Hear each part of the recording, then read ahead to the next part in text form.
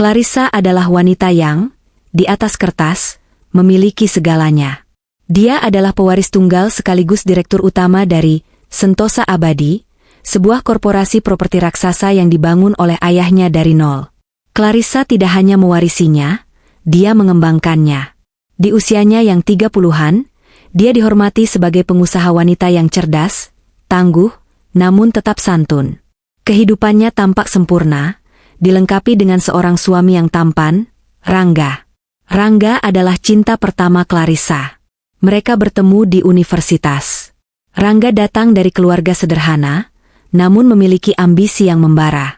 Clarissa, yang saat itu masih seorang putri manja, jatuh cinta pada semangat dan kerja kerasnya. Setelah mereka menikah, Rangga langsung diberi kepercayaan oleh ayah Clarissa, dan kini dia menjabat sebagai direktur operasional di Sentosa Abadi. Bagi dunia luar, mereka adalah pasangan emas. Namun, di dalam istana mereka, di rumah mewah yang terletak di kawasan paling elit Jakarta, suhunya sedingin lantai marmer yang mereka injak. Makan malam itu hening. Hanya ada suara denting pelan sendok dan garpu di atas piring porselen mahal. Meja makan panjang itu terasa seperti jarak yang tak terseberangi. Clarissa menatap suaminya. Rangga sedang menunduk, fokus pada ponsel di samping piringnya, bukan pada makanannya. Hati Clarissa terasa kosong. Ini bukan lagi kekosongan karena cinta yang memudar. Ini adalah kekosongan yang diisi oleh kecurigaan yang pekat. Dia tahu Rangga berbohong tentang rapat maraton 3 malam terakhir. Dia tahu aroma parfum wanita yang asing dan murah, ironisnya menempel di jas seharga puluhan juta, yang dia temukan di ruang cuci 2 hari lalu, bukanlah aroma sekretarisnya. Dia lelah, bukan lelah fisik, tapi lelah jiwa karena harus terus berpura-pura. Rangga, di sisi lain, merasakan tatapan Clarissa, tapi dia memilih untuk mengabaikannya. Dia tidak peduli. Pikirannya tidak ada di meja makan itu. Pikirannya bersama Melinda. Dia memikirkan tawa Melinda yang renyah, kulitnya yang halus, dan janji-janji panas yang mereka bagi di apartemen sewaan. Dia merasa jengah dengan Clarissa. Bagi Rangga, Clarissa bukan lagi wanita yang dicintainya. Dia adalah penghalang. Dia adalah brankas berjalan yang memegang kunci kekayaan yang Rangga rasa berhak dia miliki. Rangga merasa dialah yang bekerja paling keras di perusahaan. Dialah yang mengotori tangannya di lapangan, bernegosiasi dengan preman proyek, sementara Clarissa hanya duduk manis di ruang rapat berpendingin udara, berbicara tentang visi dan nilai-nilai. Kebencian dan keserakahan telah tumbuh seperti jamur beracun, menutupi semua kenangan cinta mereka. Dia harus mempercepat rencana. Melinda sudah tidak sabar. Rangga, Clarissa mencoba memecah keheningan. Suaranya lembut, seperti biasa. Akhir pekan ini, ibu mengajak kita makan malam di rumahnya. Rangga mendengus pelan, nyaris tak terdengar. Dia tidak mengangkat wajahnya. Aku sibuk. Ada audit proyek baru di Bandung. Bohong. Narator yang serba tahu bisa melihat dengan jelas bahwa tidak ada audit di Bandung. Yang ada adalah janji liburan akhir pekan ke Bali bersama Melinda. Hati Clarissa mencelos. Lagi-lagi bohong. Kebohongan itu begitu jelas, begitu ceroboh, seolah Rangga bahkan tidak berusaha lagi untuk menutupinya. Dia merasa dihina. Rangga kesal. Kenapa wanita ini tidak bisa diam saja dan menikmati kekayaannya? Dia perlu fokus. Rencana pengalihan aset ini rumit. Dia sudah memulainya sedikit demi sedikit, menggunakan celah di anggaran proyek. Tapi dia butuh tanda tangan besar, otorisasi penuh, untuk memindahkan aset inti. Dan untuk itu, dia perlu Clarissa menandatanganinya. Dia melirik istrinya sekilas. Begitu naif. Begitu sibuk dengan yayasan amal dan taman anggreknya. Dia pasti akan mudah ditipu. Malam itu, Clarissa tidak bisa tidur. Rangga sudah mendengkur di sampingnya, tidurnya nyenyak seperti tidur orang yang tak punya beban. Clarissa merasa mual. Dia bangkit diam-diam, mengenakan jubah tidurnya, dan berjalan ke ruang kerjanya yang luas di lantai bawah. Dia bukan wanita bodoh. Dia adalah pemimpin perusahaan bernilai triliunan. Dia tahu cara membaca neraca keuangan. Dia duduk di depan komputer meja yang layarnya gelap. Dia menyalakannya. Dia tidak akan menggunakan laptopnya, yang mungkin saja sudah dipasangi pelacak oleh Rangga. Dia membuka akses perbankan pribadinya. Rekening yang dia gunakan untuk dana warisan pribadi, terpisah total dari rekening rumah tangga dan rekening perusahaan. Ini adalah rekening yang Rangga tidak ketahui, kata sandinya. Matanya menyisir barisan angka. Dan kemudian, jantungnya serasa berhenti berdetak. Satu baris transaksi. 5 hari yang lalu. Sebuah transfer keluar. Jumlahnya sangat besar. 10 miliar rupiah. Transfer itu ditujukan ke rekening asing atas nama Phoenix Holdings. Clarissa menatap layar itu lama sekali. Phoenix Holdings. Dia tidak pernah mendengar nama itu. Dia tidak pernah menyetujui investasi itu. Dia tidak pernah melakukan transaksi itu. Dia langsung tahu. Ini bukan sekadar perselingkuhan murahan. Ini adalah perampokan terencana. Getaran menjalari tubuhnya. Tapi itu bukan getaran ketakutan. Itu adalah getaran kemarahan. Kemarahan yang dingin, tajam, dan mematikan. Dia merasa dikhianati di level terdalam yang bisa dibayangkan. Bukan hanya sebagai seorang istri. Dia dikhianati sebagai mitra bisnis, sebagai pemimpin. Pria yang tidur di ranjangnya sedang mencoba menghancurkannya dari dalam. Di kamar tidur lantai atas, Rangga sedang bermimpi. Dia bermimpi sedang berada di atas kapal pesiar mewah bersama Melinda. Mereka tertawa, melempar gelas sampanye ke laut. Dia merasa bebas, dia merasa menjadi raja. Clarissa menutup laman perbankan itu. Getar di tangannya berhenti. Dia menarik napas dalam-dalam. Dia menatap bayangan wajahnya di layar komputer yang kini gelap. Dia melihat seorang wanita yang lelah, mata yang sembab. Tapi di balik kelelahan itu, ada sesuatu yang berkilat. Sesuatu yang sekeras baja. Dia ingat kapan Rangga mulai berubah. Itu terjadi setahun setelah ayahnya meninggal. Saat rapat pemegang saham mengukuhkan Clarissa sebagai direktur utama, bukan Rangga. Rangga, yang hanya mendapat posisi direktur operasional, tersenyum di depan umum. Tapi di rumah, dia membanting pintu. Egonya terluka parah. Dia merasa kerja kerasnya tidak dihargai, merasa statusnya sebagai suami dari pemilik adalah sebuah penghinaan. Dan Melinda. Clarissa sudah tahu tentang Melinda sebulan terakhir. Indra, pengacara pribadinya, yang memberinya laporan. Indra adalah satu-satunya orang yang dia percaya di dunia ini, seorang profesional loyal yang sudah bekerja untuk ayahnya selama 20 tahun. Indra yang memberinya foto-foto Rangga dan Melinda memasuki lobi hotel. Saat itu, Clarissa hanya berpikir ini perselingkuhan. Menyakitkan, tentu. Dia berencana mengkonfrontasi Rangga, menuntut perceraian, dan membaginya sesuai harta gono gini. Tapi transfer 10 miliar ini mengubah segalanya. Ini bukan lagi soal hati yang terluka. Ini soal perang. Ini soal upaya pencurian aset besar-besaran. Dia harus berpura-pura. Dia harus berpura-pura tidak tahu apa-apa. Dia harus mengumpulkan lebih banyak bukti. Dia harus tahu seberapa dalam lubang yang sedang digali suaminya, dan siapa lagi yang terlibat. Kau memulai permainan ini, Rangga, bisiknya di ruang kerja yang senyap. Baik. Akan kupastikan, aku yang akan mengakhirinya. Dia kembali ke tempat tidur. Dia berbaring membelakangi Rangga. Dia memejamkan mata, tapi otaknya bekerja 1000 kali lebih cepat dari biasanya. Dia menyusun strategi, memetakan aset, memikirkan langkah hukum. Clarissa, sang pebisnis, kini telah mengambil alih. Dan Clarissa adalah pemain catur yang sangat baik. 3 hari berlalu sejak malam penemuan itu. 3 hari terpanjang dalam hidup Clarissa. Dalam 3 hari itu, dia memainkan peran sebagai istri yang sempurna. Dia berperan sebagai wanita naif yang sedikit bodoh, yang hidupnya hanya berputar di antara kegiatan amal, kelas yoga, dan mengurus taman anggrek kesayangannya. Dia bahkan meminta maaf kepada Rangga karena terlalu sensitif soal rencana makan malam ibunya. Maafkan aku, sayang, katanya dengan nada manja yang dibuat-buat. Aku tahu pekerjaanmu sedang berat. Tentu saja proyek di Bandung lebih penting. Rangga, dalam keangkuhannya, menelan kebohongan itu mentah-mentah. Dia merasa di atas angin. Istrinya begitu mudah dikendalikan. Dia merasa kasihan sekaligus jijik pada kelemahan itu. Dia tidak tahu bahwa di malam hari, saat Rangga tidur, Clarissa menghabiskan waktu berjam-jam di ruang kerjanya yang terkunci, melakukan panggilan terenkripsi dengan Indra dan tim auditor forensik swasta. Hari ini adalah langkah kedua dalam rencana Rangga. Dia merasa sangat percaya diri. Dia akan membawa Melinda ke rumah. Ini adalah ide Melinda. Kita harus membuatnya terbiasa denganku. Mas, kata Melinda kemarin. Buat aku terlihat seperti rekan kerja yang bisa dipercaya.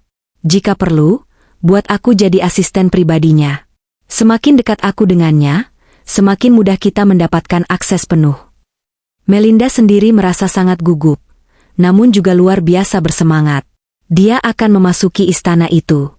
Istana yang sebentar lagi akan menjadi miliknya.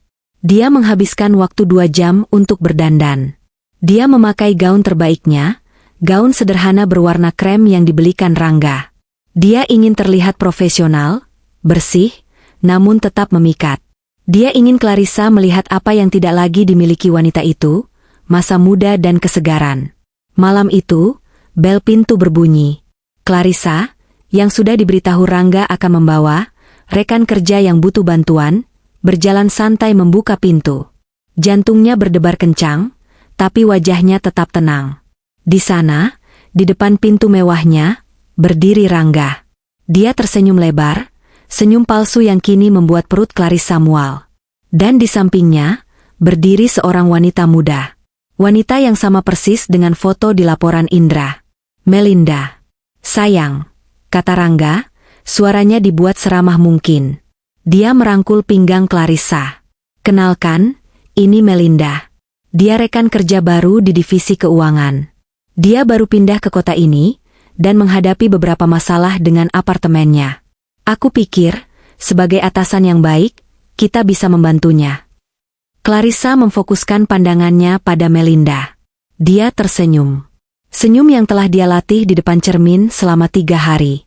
Senyum ramah, hangat, dan sedikit polos. Oh, tentu saja. Senang bertemu denganmu, Melinda. Kasihan sekali kamu ada masalah. Silakan masuk, jangan sungkan. Clarissa mengulurkan tangannya. Melinda menyambutnya. Saat kedua tangan wanita itu bersentuhan, narator yang serba tahu bisa merasakan percikan permusuhan yang tak terlihat. Pikiran mereka bertiga berbenturan di ambang pintu itu. Pikiran Clarissa, jadi ini dia. Si pelakor. Lebih muda dariku, tentu saja. Wajahnya dia buat sepolos mungkin, tapi matanya serakah. Aku bisa melihatnya. Dia menjabat tanganku, tapi matanya sedang memindai interior rumahku, seolah sedang mengkalkulasi harganya. Dia tidak tahu siapa yang sedang dihadapinya. Pikiran Melinda, tangannya lembut, terlalu lembut. Tangan wanita yang tidak pernah bekerja keras seumur hidupnya. Rumah ini, ya Tuhan, ini lebih besar dari yang kubayangkan. Lihat lukisan di dinding itu, pasti asli. Sebentar lagi semua ini akan menjadi milikku. Wanita tua ini akan segera kutendang keluar. Dia mencibir dalam hati pada usia Clarissa, yang sebenarnya hanya berbeda 8 tahun darinya. Pikiran Rangga, sempurna. Lihat, mereka berjabat tangan. Clarissa tidak curiga sedikitpun. Rencanaku berjalan mulus. Melinda memang jenius. Dengan membawanya ke rumah seperti ini, Clarissa akan terbiasa. Nanti, akan lebih mudah menyusupkannya sebagai asisten pribadi. Clarissa, memberinya akses ke dokumen legal dan brankas. Ayo, silakan duduk, kata Clarissa, memutus kontak fisik itu. Dia merasa perlu mencuci tangannya. Aku sedang memasak makan malam. Kalian datang di waktu yang tepat.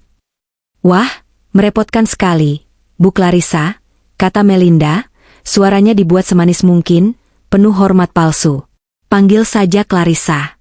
Jangan terlalu formal, jawabnya. Anggap saja rumah sendiri.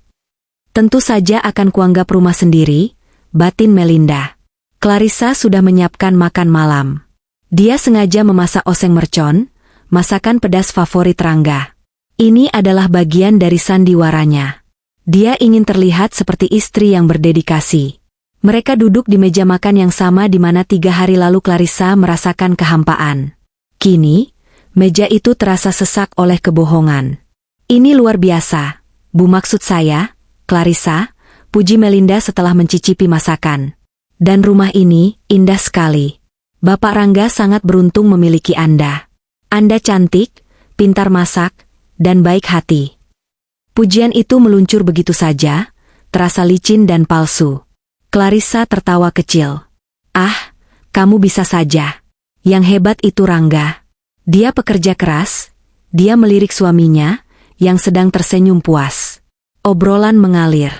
Rangga dan Melinda mulai berbicara tentang pekerjaan.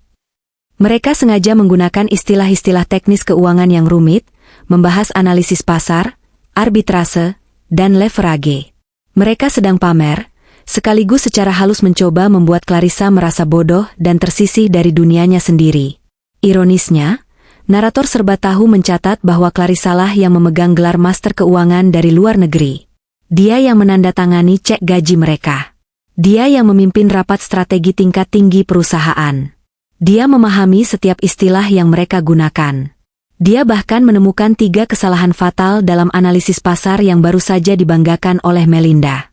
Tapi Clarissa hanya tersenyum simpul. Dia mengangguk-angguk seolah terkesan. Wah, kalian hebat sekali, katanya saat mereka selesai. Aku tidak terlalu mengerti soal keuangan yang rumit seperti itu. Aku lebih suka mengurus yayasan amalku dan taman anggrek di belakang. Ini adalah kebohongan terbesar malam itu. Dan Rangga membelinya. Dia sudah menyerah pada perusahaan, pikir Rangga gembira. Dia sudah nyaman di zona amannya. Dia lebih suka jadi ibu rumah tangga sosialita. Ini akan lebih mudah dari yang kukira. Melinda hampir tertawa. Mengurus taman? Betapa menyedihkan. Wanita ini benar-benar tidak pantas mendapatkan semua ini. Setelah makan malam, Melinda pura-pura mengagumi rumah. Bolehkah aku melihat-lihat sedikit? Aku sangat suka desain interior. Tentu, kata Clarissa, tetap dengan senyum ramahnya. Biar ku temani. Clarissa membawa mereka berkeliling. Ruang tamu. Ruang bioskop pribadi. Saat melewati ruang kerja Clarissa, Rangga menunjuk. Itu ruang kerja Clarissa. Dia jarang menggunakannya sekarang. Kebohongan, pikir Clarissa. Aku ada di sana sampai jam 3 pagi tadi. Mereka berjalan menuju taman belakang dan kolam renang. Cahaya bulan memantul indah di air kolam yang tenang. Ini seperti di film, desah Melinda. Dia sengaja berdiri di tepi kolam, membiarkan siluet tubuhnya terlihat jelas. Dia tahu Rangga sedang menatapnya. Rangga memang menatapnya. Tatapannya penuh nafsu. Dia sudah membayangkan Melinda berenang telanjang di kolam itu, setelah Clarissa pergi. Clarissa melihat mereka. Dia melihat cara Rangga menatap wanita itu. Rasa sakit yang tajam menghantamnya sesaat. Bukan karena cemburu, tapi karena penghinaan. Bagaimana bisa pria yang telah tidur di sampingnya selama 10 tahun, pria yang telah dia angkat dari bukan siapa-siapa, begitu rendah dan tidak tahu malu? Aku ke toilet sebentar, kata Melinda, memecah lamunan Rangga. Oh, tentu. Di dalam, lurus saja, pintu kedua sebelah kiri, kata Clarissa. Melinda tersenyum dan berjalan masuk.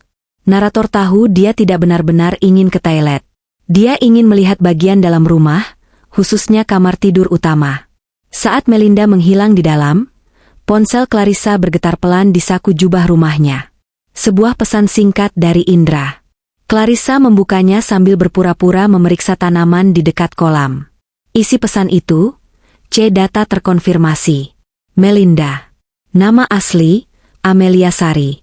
Dipecat dari Bank Kencana 2 tahun lalu. Kasus, penggelapan dana nasabah.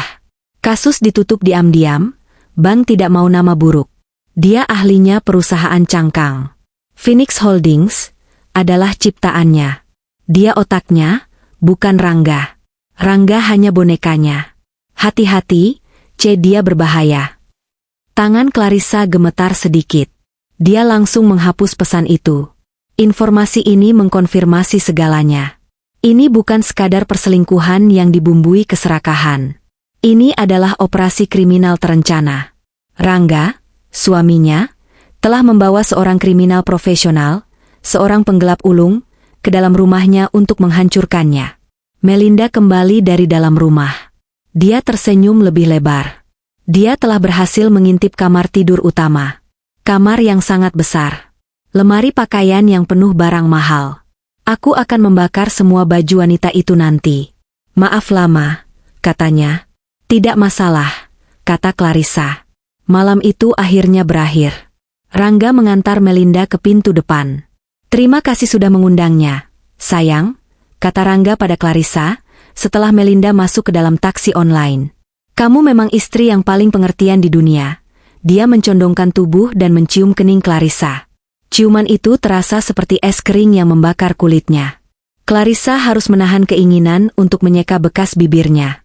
Sama-sama, sayang, balas Clarissa, suaranya tetap lembut. Dia tampak seperti gadis yang baik. Kapan-kapan, ajak dia mampir lagi. Rangga tersenyum puas. Dia menutup pintu. Dia merasa sangat puas. Malam ini adalah sukses besar. Dia merasa seperti dewa. Clarissa berbalik, berjalan ke dapur untuk membereskan piring-piring kotor. Dia mengambil piring bekas yang dipakai Melinda. Piring porselen mahal dari Prancis, hadiah pernikahan dari mendiang ayahnya. Ada sisa noda saus pedas di sana. Dia mencengkeram piring itu begitu keras, hingga buku-buku jarinya memutih. Kau datang ke rumahku. Kau duduk di mejaku. Kau makan makananku. Kau memuji masakanku. Dan kau berencana mengambil semuanya dariku. Kau berencana membunuhku, atau membuangku ke jalanan. Dia mendengar Rangga bersiul gembira sambil menaiki tangga menuju kamar tidur mereka. Kalian berdua pikir aku bodoh, batin Clarissa. Kalian pikir aku wanita lemah yang hanya bisa mengurus bunga. Kalian baru saja membuat kesalahan terbesar dalam hidup kalian. Kalian meremehkanku. Dia tidak membanting piring itu. Dia meletakkannya dengan sangat hati-hati dan pelan ke dalam wastafel. Dia akan membersihkannya. Dia akan membersihkan rumahnya dari semua kotoran ini. Satu persatu. Dengan caranya sendiri. Seminggu telah berlalu sejak malam Melinda datang untuk makan malam. Selama seminggu itu, Clarissa hidup dalam dua dunia. Di dunia luar, dia adalah nyonya rumah yang ramah, istri yang patuh, dan sosialita yang sibuk dengan kegiatan amalnya. Dia bahkan, secara kebetulan, bertemu Melinda di sebuah kafe, pertemuan yang tentu saja sudah diatur oleh Melinda, dan mereka mengobrol santai seolah-olah mereka adalah teman baru. Clarissa berpura-pura mengagumi kecerdasan Melinda di bidang keuangan. Di dunia tersembunyi, setiap malam, Clarissa berubah menjadi komandan perang. Di ruang kerjanya yang terkunci, bersama Indra, dia memetakan setiap langkah Rangga dan Melinda. Tim Indra berhasil melacak Phoenix Holdings ke sebuah bank di Kepulauan Cayman. Mereka juga menemukan pembelian properti baru yang sangat mencurigakan. Sebuah rumah tua di kawasan Jonggol, jauh dari mana-mana, dibeli secara tunai melalui perusahaan cangkang lain 2 minggu lalu. Mereka sedang mempersiapkan panggung. Bu, kata Indra 2 hari lalu, wajahnya serius di layar panggilan video. Ini bukan lagi hanya soal uang. Pembelian properti terpencil seperti ini, tujuannya hanya satu. Isolasi. Mereka berniat menyakiti Anda. Clarissa mendengarkan dengan tenang. Aku tahu, Indra. Biarkan mereka. Kita akan gunakan panggung yang mereka siapkan untuk pertunjukan kita sendiri. Pastikan tim sudah siap. Aku mau ini berakhir. Dan hari ini, pancingan itu dilempar. Rangga pulang lebih awal, sesuatu yang sangat langka. Dia membawa buket bunga lili putih, bunga favorit Clarissa. Dia tersenyum begitu lebar hingga matanya menyipit. Senyum yang dulu membuat Clarissa jatuh cinta, namun kini hanya membuatnya mual. Sayang, katanya, suaranya dibuat semanis madu. Aku punya kejutan besar untukmu. Untuk yayasanmu. Clarissa, yang sedang merapikan anggreknya, berbalik. Dia memasang ekspresi penasaran yang paling polos. Kejutan? Ada apa? Aku tahu betapa pentingnya proyek panti asuhan barumu itu, kata Rangga. Dan aku menemukan lokasi yang sempurna. Benar-benar sempurna. Agak jauh dari kota, tapi udaranya segar, pemandangannya indah. Dan yang terpenting, harganya sangat miring. Pemiliknya butuh uang cepat. Hati Clarissa berdesir. Jonggol, pikirnya. Ini dia. Aku sudah di sana tadi pagi. Aku ingin sekali menunjukkannya padamu sekarang. Kalau kamu suka, kita bisa langsung kunci harganya. Bujuk Rangga. Sekarang, Rangga? Ini sudah hampir sore, kata Clarissa, berpura-pura ragu. Justru itu indahnya. Sayang, kita bisa lihat pemandangan matahari terbenam dari sana. Melinda juga akan ikut. Dia yang menemukan listing properti ini. Dia jago sekali mencari permata tersembunyi.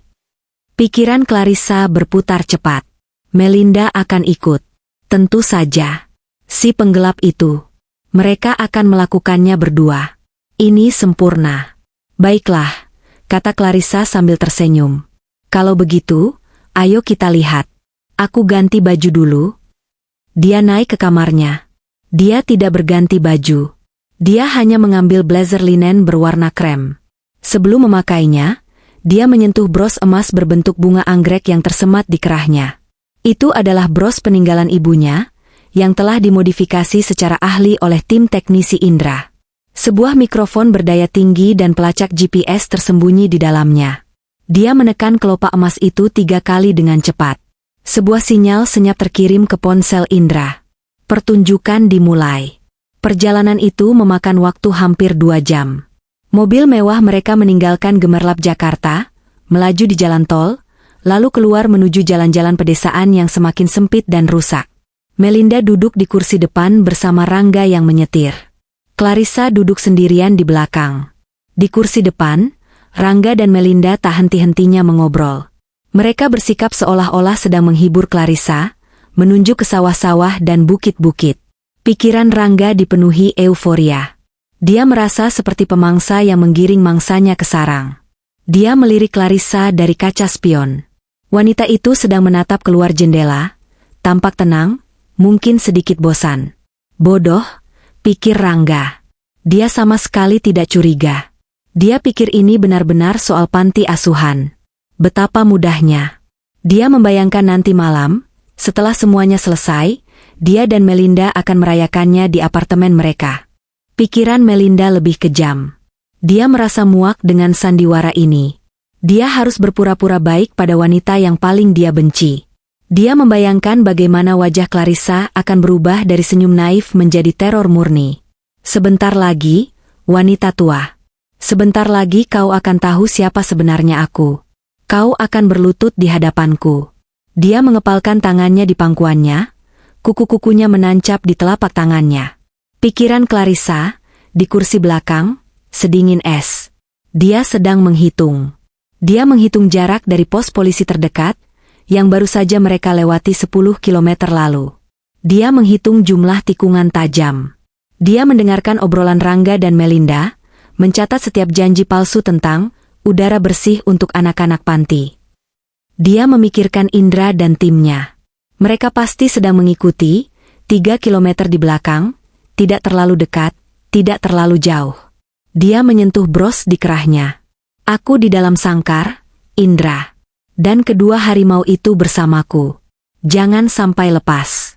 Mobil akhirnya berbelok dari jalan aspal rusak ke jalan tanah berbatu. Setelah 500 meter, sebuah bangunan muncul di balik pepohonan liar. Itu bukan rumah. Itu lebih mirip proyek mangkrak. Sebuah villa 2 lantai yang baru setengah jadi.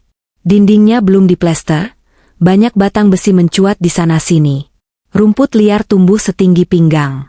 Tempat itu berbau debu dan jamur. Ini tempatnya? Tanya Clarissa, suaranya dibuat terdengar ragu dan sedikit kecewa. Jangan lihat luarnya, sayang, kata Rangga antusias, suaranya menggema di tempat yang sepi itu. Struktur bangunannya kokoh. Interiornya luas. Kita bisa merombaknya total sesuai keinginanmu. Melinda tersenyum manis. Benar, Bu. Potensinya besar sekali. Ayo kita lihat ke dalam. Mereka masuk. Di dalam lebih parah. Lantai semen kasar penuh debu. Tidak ada perabotan, hanya sisa-sisa kantong semen yang mengeras. Ini ruang tamu, kata Rangga, merentangkan tangannya di ruangan kosong yang besar. Bayangkan, di sini nanti ruang bermain anak-anak. Mereka terus berjalan, semakin jauh ke dalam rumah. Clarissa mengikuti, langkahnya mantap. Dia tidak menunjukkan ketakutan. Dan ini, kata Rangga, membuka sebuah pintu kayu yang tampak berat di bagian paling belakang rumah. Ini bisa jadi kantor pengurus. Pemandangannya langsung ke kebun belakang. Clarissa melangkah masuk. Ruangan itu gelap, jendelanya ditutup papan kayu dari luar. Hanya itu yang sempat dia lihat. Detik berikutnya, sebuah dorongan keras menghantam punggungnya. Clarissa terhuyung ke depan, jatuh tersungkur di lantai yang kotor. Dia terbatuk karena debu. Brak! Pintu kayu itu dibanting menutup. Klek, klek, klek. Suara 3 kunci berbeda diputar dari luar. Berat dan final. Clarissa terdiam sesaat di lantai yang dingin. Dia mendengar tawa melengking Melinda dari balik pintu. Lihat wajahnya tadi, Mas. Seperti tikus bodoh. Kemudian suara Rangga, suaranya kini berubah total. Dingin, penuh kebencian, dan asing. Clarissa, kau dengar aku. Clarissa bangkit perlahan. Dia menepuk-nepuk debu dari blazernya. Rangga, apa-apaan ini? Buka pintunya, teriaknya. Ini adalah bagian dari sandiwaranya. Dia harus memberi mereka apa yang mereka inginkan. Kepanikan. Bodoh, bentak Rangga dari luar. Kau pikir aku benar-benar peduli pada panti asuhan sialanmu? Kau pikir aku membawamu ke sini untuk liburan? Rangga, aku tidak mengerti. Lepaskan aku. Clarissa memukul-mukul pintu. Ponselmu, teriak Melinda. Lewatkan ponselmu dari celah bawah pintu. Sekarang, atau kami tidak akan pernah membukanya. Clarissa ragu sesaat. Dia harus. Dia merogoh tasnya, mengambil ponselnya, dan mendorongnya melalui celah sempit di bawah pintu. Dari sisi lain, tangan Melinda yang ramping segera menyambarnya. Anak pintar, cibir Melinda. Sunyi sesaat. Clarissa bersandar di pintu. Napasnya memburu, sebagian asli karena terkejut didorong, sebagian besar dibuat-buat. Kemudian dia mendengar suara langkah kaki mereka menjauh. Mereka pergi ke ruang tamu. Dia sendirian di ruangan yang gelap gulita. Dia menunggu 1 menit penuh. Lalu dia menyentuh bros di kerahnya. Dia tidak menekannya. Dia hanya memastikan benda itu masih di sana. Dia tidak panik. Dia tidak takut. Di balik pintu yang terkunci, dalam kegelapan pekat, Clarissa tersenyum. Senyum yang dingin dan tajam. Bodoh, pikirnya, membalikkan hinaan Rangga. Kalian pikir kalian menjebakku di dalam sini. Kalian salah. Kalian yang baru saja mengunci diri kalian bersamaku. Bagus. Kalian masuk tepat ke panggung yang sudah kusiapkan. Di dalam ruangan sempit dan pengap itu, Clarissa mengatur napasnya. Matanya perlahan mulai terbiasa dengan kegelapan. Ada 1 lubang ventilasi kecil di dekat langit-langit, membiarkan seberkas cahaya senja masuk, cukup untuk menunjukkan garis besar ruangan. Kosong. Hanya ada debu tebal, sarang laba-laba di sudut-sudut, dan bau semen basah yang mengering. Dia tidak membuang tenaga untuk berteriak lagi. Dia tahu itu sia-sia. Dia berjalan hati-hati ke dinding terjauh dari pintu, dan duduk bersandar, memeluk lututnya. Dia harus menghemat energi. Dia tahu ini akan memakan waktu. Di luar, di ruang tamu yang kosong, perayaan telah dimulai. Rangga membuka sebuah kotak pendingin besar yang telah dia bawa. Di dalamnya ada 2 botol anggur mahal. Diambil dari koleksi pribadi Clarissa, beberapa kaleng bir, dan kantong-kantong keripik. Mereka merasa seperti raja dan ratu di istana bobrok mereka. Untuk kita, kata Rangga, mengangkat kaleng birnya. Untuk kita, Mas, balas Melinda, suaranya riang. Mereka berdenting gelas plastik. Aku tidak percaya ini semudah ini. Dia benar-benar menelan semua kebohongan kita. Udara bersih untuk anak-anak panti. Melinda mengulang kalimat Rangga dengan nada mengejek, lalu tertawa terbahak-bahak. Rangga ikut tertawa. Tawa itu terdengar keras dan jelek di ruangan yang kosong. Dia merasa luar biasa kuat. Selama 10 tahun, dia hidup di bawah bayang-bayang Clarissa. Suami Bu Clarissa. Pria yang beruntung. Dia benci panggilan itu. Sekarang, dialah yang memegang kendali. Wanita sombong itu terkunci di ruang belakang, ketakutan, tanpa ponsel, tanpa siapa-siapa. Dia pasti sedang menangis sekarang, kata Rangga, meneguk birnya dengan sekali tegukan besar. Wanita manja. Dia tidak akan bertahan satu malam pun di sana. Dia akan bertahan kalau dia tahu apa yang baik untuknya, kata Melinda. Nadanya berubah serius. Dia duduk di lantai semen di seberang Rangga, menyilangkan kakinya. Rencana selanjutnya, Mas. Kita tidak bisa hanya menguncinya. Tentu saja tidak, kata Rangga. Besok pagi, kita biarkan dia kelaparan, kedinginan, dan ketakutan semalaman. Besok, aku akan selipkan dokumen pemindahan aset itu ke bawah pintu. Seluruh sahamnya di Sentosa Abadi, semua properti atas namanya, dialihkan ke Phoenix Holdings. Dia akan tanda tangan. Dia akan tanda tangan. Rangga meyakinkan, lebih untuk dirinya sendiri. Dia akan melakukan apa saja untuk bisa keluar dari ruangan gelap itu. Dia takut gelap. Melinda tersenyum licik. Bagus. Dia takut gelap. Dia menikmati informasi itu. Dan setelah dia tanda tangan. Hening sejenak. Ini adalah bagian yang jarang mereka ucapkan dengan lantang. Rangga membuang kaleng birnya. Bunyinya berdebum keras. Setelah dia tanda tangan, kata Rangga pelan, dia tidak boleh keluar dari rumah ini hidup-hidup. Melinda mencondongkan tubuhnya. Matanya berkilat di cahaya senja yang redup. Dia tahu terlalu banyak. Mas, dia tahu wajahku. Dia tahu tempat ini. Jika kita melepaskannya, kita yang akan masuk penjara. Kita tidak punya pilihan. Aku tahu, kata Rangga, suaranya serak. Aku tahu. Kita akan membuatnya terlihat seperti kecelakaan. Atau bunuh diri. Bunuh diri lebih baik, kata Melinda cepat. Dia depresi karena tekanan pekerjaan.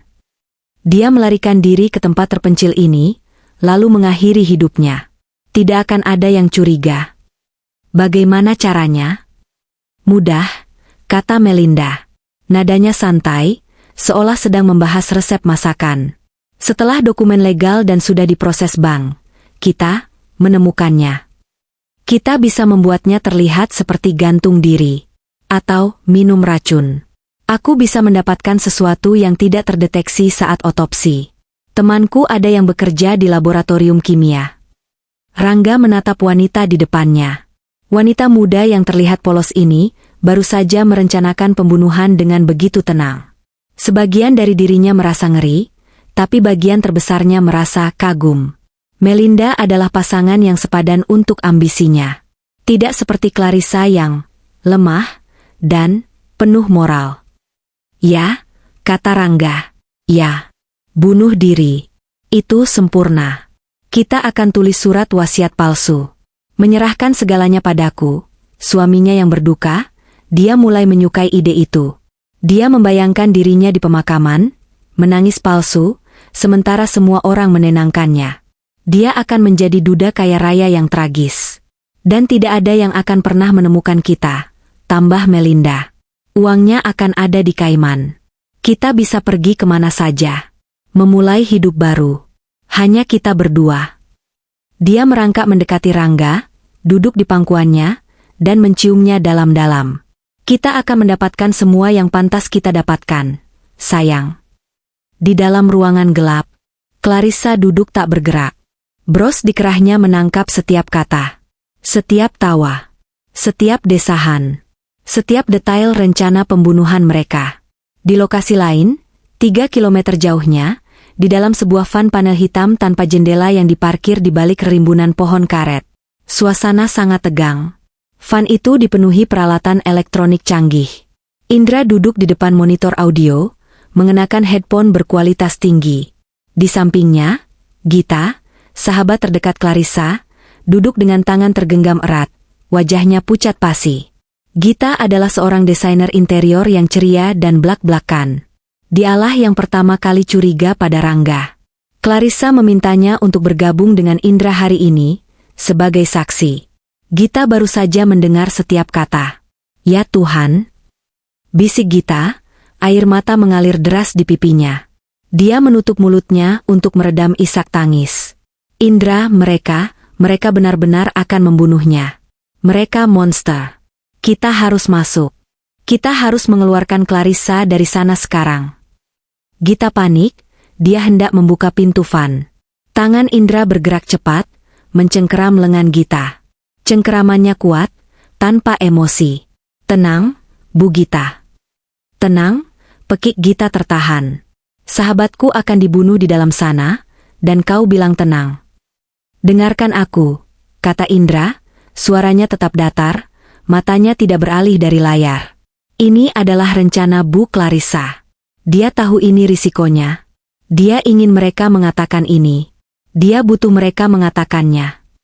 Dia menekan sebuah tombol. Sebuah hard drive berputar. Setiap kata terekam, gantung diri, minum racun, surat wasiat palsu. Ini bukan lagi kasus penipuan.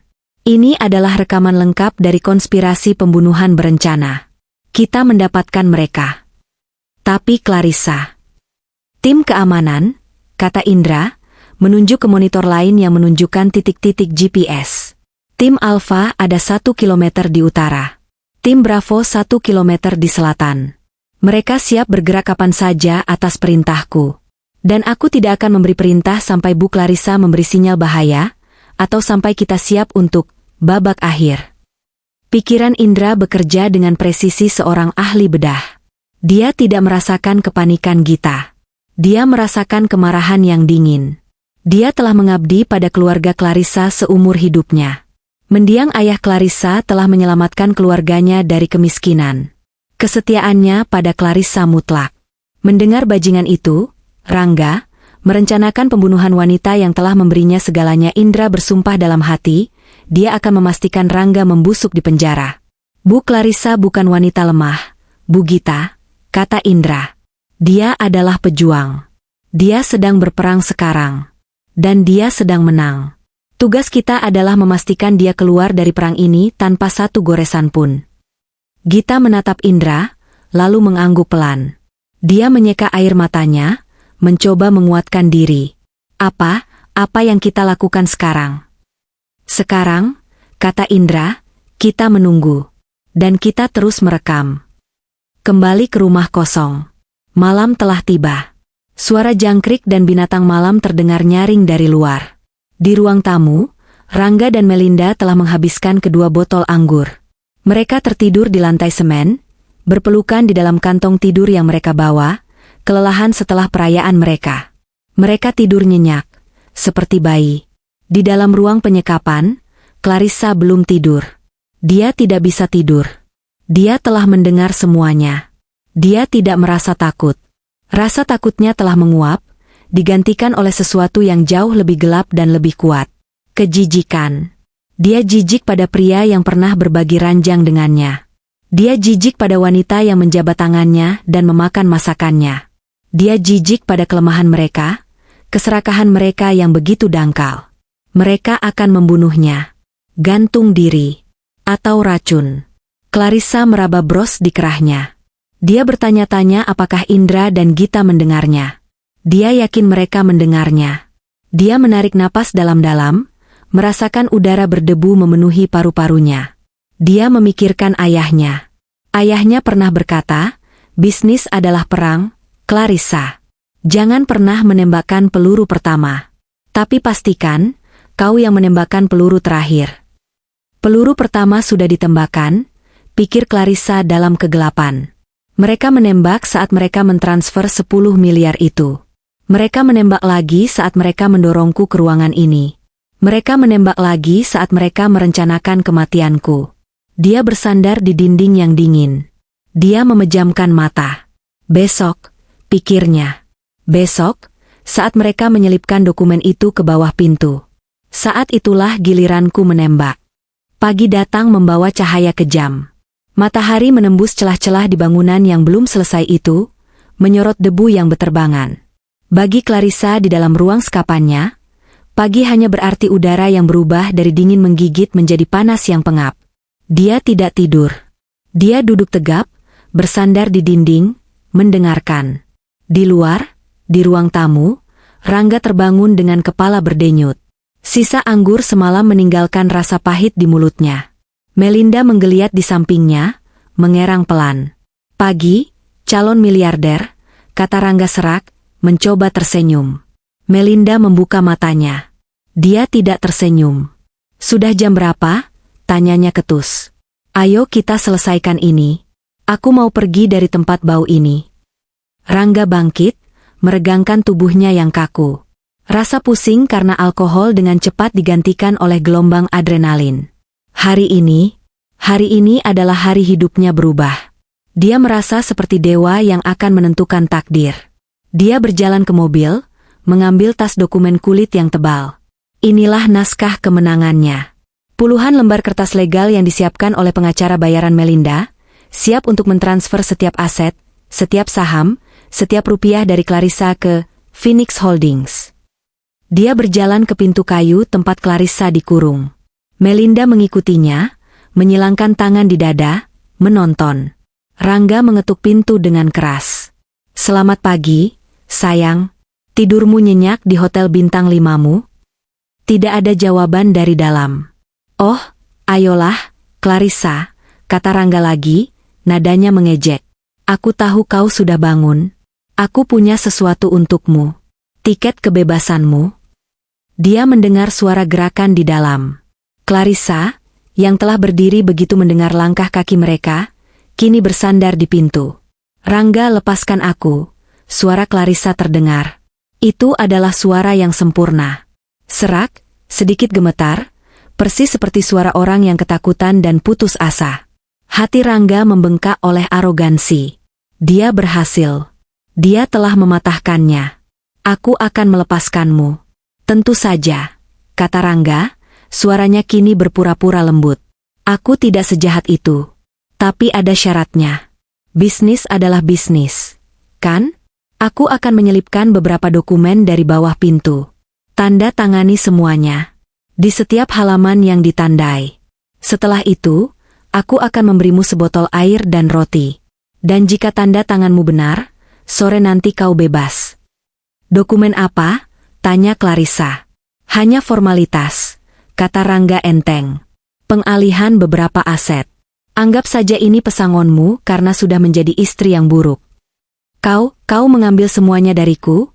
Suara Clarissa terdengar penuh kengerian palsu. "Aku mengambil apa yang seharusnya jadi milikku," bentak Rangga, kesabarannya menipis. "Aku yang bekerja keras di perusahaan itu sementara kau sibuk menanam bunga. Tanda tangani saja, Clarissa. Atau kau akan membusuk di ruangan ini. Aku serius." Di dalam kegelapan, mata Clarissa menatap tajam ke pintu. Dia mendengar Rangga menggeser tumpukan tebal dokumen itu melalui celah di bawah. Kertas-kertas itu muncul satu persatu. "Penamu?" tanya Clarissa, suaranya kecil. "Kau pikir aku bodoh?" Tawa Melinda terdengar dari belakang Rangga. "Dia pasti akan menggunakannya untuk menusuk kita." Rangga tertawa. "Dia benar. Kami akan memberimu pena. Tapi setelah kau tanda tangan, kau harus segera mengembalikannya." Rangga menyelipkan sebuah pena murah di bawah pintu. Di dalam, Clarissa mengambil pena itu. Dia berjongkok di lantai berdebu. Seberkas cahaya dari lubang ventilasi cukup untuknya melihat garis-garis tanda tangan. Di luar, Rangga dan Melinda menunggu. Mereka tegang. Ini adalah momen penentuan. Pikiran Rangga berpacu, cepat. Cepat tanda tangani. Bodoh. Apa yang dia tunggu? Dia pasti sedang menangis. Dia pasti sedang berpikir. Jangan berpikir. Tanda tangani saja. Pikiran Melinda lebih praktis. Jika dia menolak, kita harus beralih ke rencana B, mematahkan jarinya satu persatu sampai dia mau. Lalu mereka mendengar suara pena di atas kertas. Coretan yang cepat dan tegas. 1 lembar, 2 lembar, 10 lembar. Clarissa bekerja dengan cepat. Kurang dari 5 menit, tumpukan dokumen itu didorong kembali keluar, diikuti oleh pena. Rangga menyambarnya dengan tangan gemetar. Dia menyerahkan dokumen itu ke Melinda. Melinda, yang lebih teliti, memeriksa setiap halaman dengan cepat. Ya, semua ditandatangani. Clarissa Wibisono. Di sini, Di sini semuanya lengkap, bisik Melinda, matanya berbinar liar. Berhasil, Rangga mengepalkan tinjunya ke udara. Berhasil. Dia begitu gembira sampai lupa janjinya soal air dan roti. Dia berbalik, merangkul Melinda, dan menciumnya dengan kasar. Kita kaya. Kita kaya raya. Ayo pergi, kata Melinda, melepaskan diri. Kita harus segera memproses ini. Transfer harus dilakukan hari ini juga sebelum bank curiga. Mereka berlari ke mobil, mengabaikan teriakan lemah Clarissa dari balik pintu. Rangga, airnya. Kau janji. Persetan dengan air. Teriak Rangga sambil tertawa, menyalakan mesin mobil. Mereka tidak pergi. Mereka hanya memarkir mobil di depan rumah, di tempat sinyal internet seluler paling kuat. Melinda mengeluarkan laptop canggih dan sebuah modem portabel. Ini adalah bagian penting dari rencana mereka. Mereka harus memproses transfer elektronik itu sendiri, menggunakan akses perbankan korporat level tertinggi yang telah dicuri Rangga. Masukkan kodenya, perintah Melinda. Rangga mengetik serangkaian panjang angka dan huruf. Ini adalah akses utama ke rekening induk Sentosa Abadi. Memvalidasi. Masuk. Berhasil, kata Rangga. Sekarang, transfer, kata Melinda tegang. Pindahkan semuanya ke rekening Phoenix. Semua saham. Semua dana likuid. Rangga membuka menu transfer. Dia memasukkan nomor rekening Phoenix Holdings. Dia memasukkan jumlahnya, angka yang begitu besar hingga memiliki 90 di belakangnya. Dia menatap Melinda. Melinda mengangguk. Rangga menekan tombol konfirmasi. Layar memuat, lalu sebuah kotak merah muncul. Transaksi ditolak. Otorisasi gagal. Akun telah dibekukan. Jantung Rangga serasa berhenti. Apa-apa ini? Coba lagi, bentak Melinda. Kau pasti salah ketik. Rangga mencoba lagi. Dia mengetik dengan hati-hati. Transaksi ditolak. Otorisasi gagal. Akun telah dibekukan. Sialan, Rangga memukul dashboard. Ada yang tidak beres. Bank pasti memblokirnya. Tidak mungkin, kata Melinda, wajahnya pucat. Coba rekening pribadinya. Yang 10 miliar itu. Coba pindahkan lagi. Rangga dengan panik beralih ke akun perbankan pribadi Clarissa. Dia mencoba mentransfer sisa dana yang ada di sana. Transaksi gagal. Saldo tidak mencukupi. Saldo tidak mencukupi, Rangga berteriak. Apa maksudnya saldo tidak mencukupi? Aku melihatnya minggu lalu, masih ada puluhan miliar di sana. Dia membuka halaman ringkasan akun. Saldo tersedia, 0 rupiah. Rangga dan Melinda menatap layar itu. 0. Angka 0 yang gemuk dan bulat. Bagaimana bisa? Bisik Rangga. Pikiran Melinda, yang seorang kriminal, bekerja lebih cepat. Dokumennya, katanya. Ini jebakan. Dokumennya, dia melakukan sesuatu. Rangga mengambil kembali tumpukan kertas yang tadi ditandatangani. Dia memeriksanya di bawah cahaya matahari. Tanda tangannya ada. Clarissa Wibisono. Tapi, di bawah setiap tanda tangan, dengan tulisan tangan yang sangat kecil dan rapi, tertulis 3 kata. Ditandatangani di bawah paksaan. Rangga meremas kertas itu. Dia menjebak kita. Tapi narator yang serba tahu-tahu lebih banyak. Bukan tulisan kecil itu yang menghentikan transfer. Tulisan itu hanya bonus.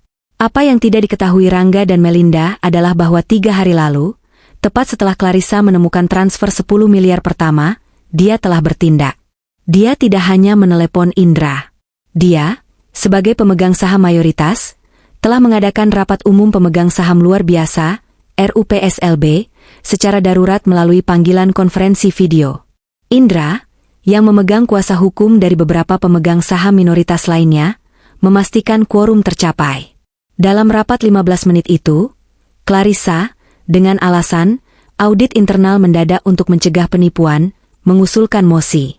Mosi itu membekukan sementara semua transfer aset di atas 1 miliar rupiah. Mosi itu juga mengubah protokol otorisasi. Mulai detik itu, setiap transfer besar tidak hanya membutuhkan tanda tangan direktur utama, Clarissa, dan Direktur Operasional, Rangga, tapi juga harus ditandatangani basah oleh penasihat hukum perusahaan, Indra. Rangga tidak tahu menahu soal rapat ini. Dia tidak diundang. Rekening yang dia coba akses sudah dibekukan 3 hari sebelumnya. Dan rekening pribadi Clarissa? Setelah 10 miliar itu dicuri, Clarissa dan Indra bekerja semalaman. Mereka memindahkan setiap rupiah sisa kekayaan pribadi Clarissa ke dalam serangkaian trust fund, dana perwalian, yang baru dibuat, yang terdaftar di Singapura. Rekening itu secara hukum tidak lagi atas nama Clarissa Wibisono. Rekening itu atas nama perwalian yang dikendalikan penuh oleh Indra, untuk kepentingan Clarissa. Dokumen yang baru saja ditandatangani Clarissa, dokumen yang dipegang Rangga di tangannya yang gemetar, tidak bernilai sama sekali. Itu sama berharganya dengan kertas toilet bekas. Clarissa telah mengorbankan 10 miliar untuk membeli sesuatu yang jauh lebih berharga. Bukti tak terbantahkan atas niat jahat Rangga dan Melinda. Di dalam mobil, kenyataan itu menghantam Rangga seperti truk. Dia telah dipermainkan. Dia, yang merasa sangat pintar, telah digiring masuk ke dalam jebakan yang paling memalukan. Tidak mungkin. Rangga bergumam, air mukanya putih seperti kapur. Melinda menatapnya dengan jijik. Dia tahu, bisik Melinda, suaranya penuh kengerian. Dia tahu selama ini, dia membiarkan kita membawanya ke sini. Dia membiarkan kita menguncinya. Kepanikan murni, yang dingin dan basah, mulai menjalar di punggung Melinda. Lalu Rangga berteriak. Bukan teriakan kemenangan. Itu adalah teriakan kemarahan dan kekalahan yang primal. Dia membanting laptop itu ke lantai mobil. Apa yang sudah kau lakukan, bodoh? Jerit Melinda, beralih dari panik menjadi murka. Dia mempermainkan kita. Dan ini semua salahmu. Kau yang bilang dia lemah. Kau yang bilang dia bodoh. Perburuan telah gagal. Sang pemburu baru saja menyadari bahwa mereka yang selama ini diburu. Matahari kini berdiri tegak di atas kepala. Udara di dalam rumah kosong itu terasa panas, berat, dan tidak bergerak. Bau debu bercampur dengan bau keringat ketakutan. Di dalam mobil, bentakan Melinda menggantung di udara yang pengap. Rangga terengah-engah, wajahnya merah padam karena marah dan malu. Salahku? Dia berbalik menghadap Melinda, matanya menyala. Ini idemu, Phoenix Holdings. Itu idemu. Membawa dia ke sini idemu. Tapi kau yang meyakinkanku dia bodoh. Balas Melinda, suaranya melengking. Kau yang bilang istrimu hanya peduli pada bunga. Ternyata dia seorang pemain catur, dan kau pion bodohnya. Pikiran Melinda, pikiran seorang penipu ulung, berputar 100 mil per jam. Dia tidak peduli lagi pada uang. Ini soal bertahan hidup. Dia tahu kita membawanya ke sini untuk membunuhnya. Dia pasti sudah melapor polisi. Ini jebakan. Indra, pasti pengacaranya itu. Mereka sedang dalam perjalanan ke sini. Ketakutan membuat perutnya melilit. Dia harus pergi. Dia harus lari dari Rangga, lari dari tempat ini. Kita harus pergi, kata Melinda, tangannya meraih gagang pintu mobil. Pergi kemana? Rangga mencengkeram lengannya, cengkeramannya kasar. Kita belum selesai. Dia masih di dalam. Kita masih bisa. Bisa apa? Hah? Melinda menyentak lengannya lepas. Bisa apa? Rangga? Memohon padanya? Uangnya sudah hilang. Rekeningnya dibekukan. Kita sudah kalah.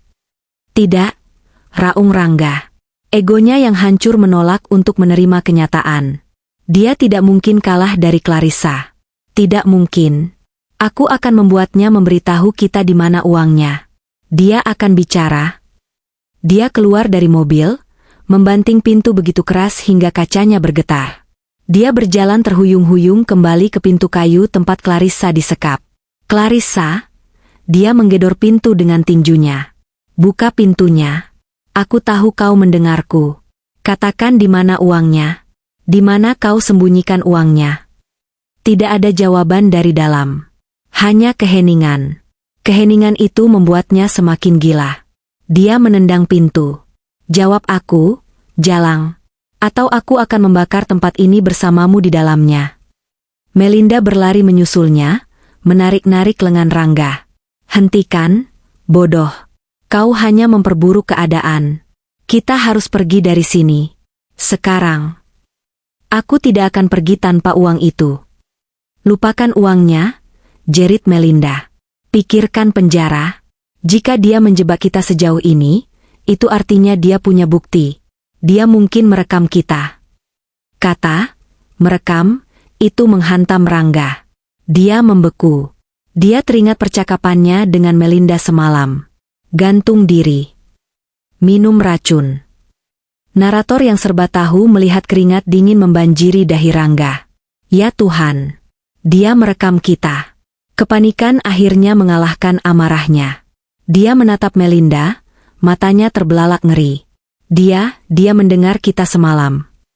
Tentu saja dia mendengar kita, idiot, bentak Melinda. Dan sekarang kita harus pergi. Aku tidak akan masuk penjara karena kebodohanmu. Melinda berbalik dan berlari kembali ke mobil. Dia tidak peduli lagi pada Rangga. Dia akan mengambil mobil itu dan pergi sejauh mungkin. Tapi Rangga, yang kini dipenuhi ketakutan hewani, mengejarnya. Tidak. Kau tidak akan meninggalkanku. Dia menangkap Melinda tepat saat wanita itu hendak masuk ke kursi pengemudi. Dia menariknya keluar dengan kasar. Lepaskan aku. Kita akan hadapi ini bersama. Tidak ada kita. Yang ada hanya aku. Melinda, dalam kepanikannya, mencakar wajah Rangga. Kukunya yang panjang menggores pipi Rangga, meninggalkan 3 garis merah berdarah. Rangga berteriak kesakitan dan kaget. Instingnya mengambil alih. Dia mengangkat tangannya dan, dengan sekuat tenaga, menampar wajah Melinda. Plak! Suara tamparan itu bergema di halaman yang sunyi. Lebih keras dari suara gedoran pintu tadi. Melinda terlempar ke belakang, jatuh tersungkur di tanah berdebu. Kepalanya membentur ban mobil. Dia tertegun, lebih karena kaget daripada sakit. Pipinya terasa panas dan perih. Hening seketika.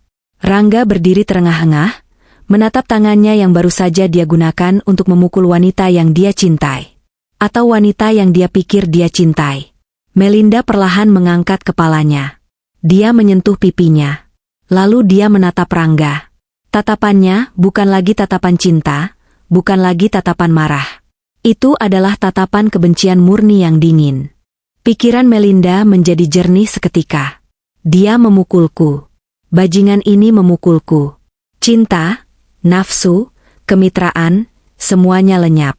Dia sekarang melihat Rangga apa adanya. Seorang pengecut yang lemah, bodoh, dan kasar, yang akan mengorbankan siapa saja untuk menyelamatkan kulitnya sendiri. Dia akan menyalahkanku atas segalanya jika polisi datang. Pikiran Rangga sama kacaunya. Aku memukulnya. Ya Tuhan, apa yang aku lakukan? Dia tidak menyesalinya karena telah menyakiti Melinda. Dia menyesalinya karena dia mungkin telah kehilangan satu-satunya sekutunya. Aku butuh dia. Aku tidak bisa keluar dari ini sendirian. Mel, aku. Rangga mengulurkan tangannya. Aku tidak sengaja.